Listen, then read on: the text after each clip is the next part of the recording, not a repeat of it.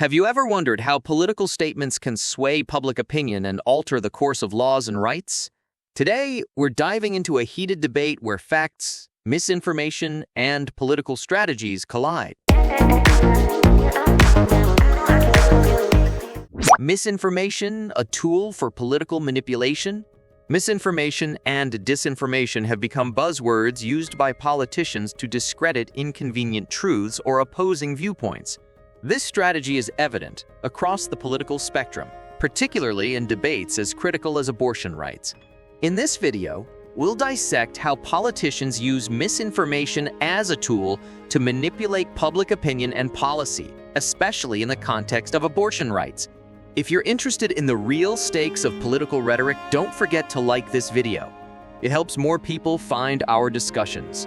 Let's first listen to what former President Donald Trump had to say about state rights and abortion laws. My view is now that we have abortion where everybody wanted it from a legal standpoint, the states will determine by vote or legislation or perhaps both, and whatever they decide must be the law of the land, in this case, the law of the state.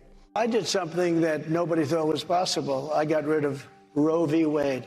And by doing that, it put pro-lifers in a very strong negotiating position. Nobody did a job like I did, including Roe v. Wade, bringing it back to the states. What I did by killing Roe v. Wade, which everyone said was impossible. The role of the Supreme Court and Trump's appointments. After hearing Trump's position, it's clear that while he supports state autonomy over abortion laws, his judicial appointments have significantly altered the landscape. These justices played a crucial role in overturning Roe v. Wade, not to establish a national ban, but to allow states to set their own restrictive laws. This decentralization can lead to a fragmented nation where rights vary drastically from state to state. To understand the full impact, we must consider how these appointments were perceived as shifting the balance of power and federalism in the U.S. As we delve deeper into this complex issue, if you're finding this analysis valuable, consider subscribing to stay updated with our latest insights. Now, hear Vice President Kamala Harris's response, claiming a potential nationwide ban under Trump. This is a fight for freedom. The fundamental freedom to make decisions about one's own body and not have their government tell them what they're supposed to do. Laws that make no exception for rape or incest. Even reviving laws from the 1800s. Across our nation, we witness a full-on assault, state by state, on reproductive freedom. And understand who is to blame. Former President Donald Trump did this.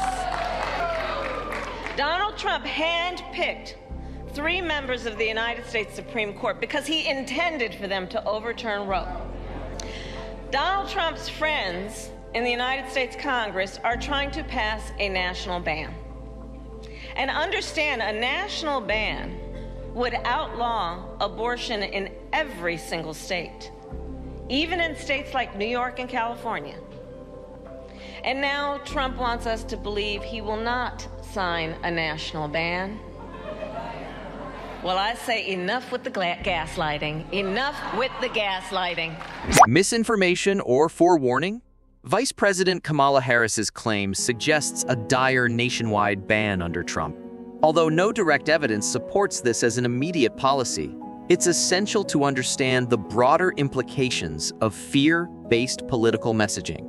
Is Harris leveraging unfounded fears, or is she highlighting a slippery slope encouraged by Trump's Supreme Court picks?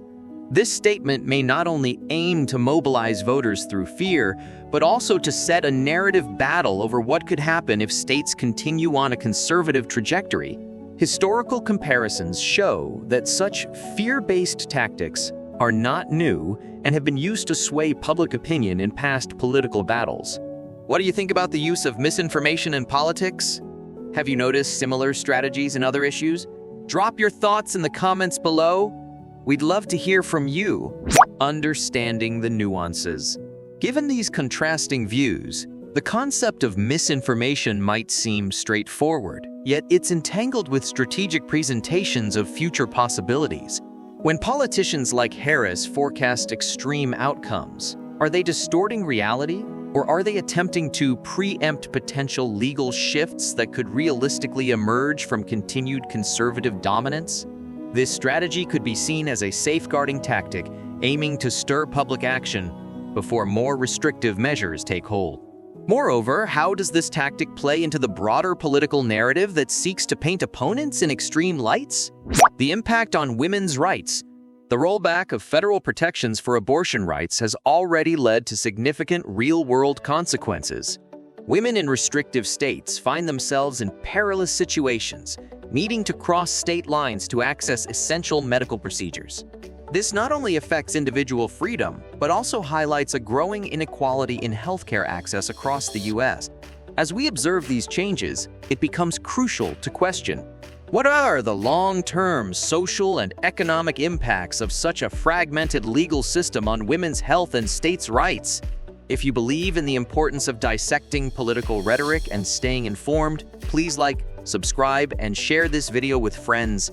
Your support helps us continue to bring these vital discussions to you.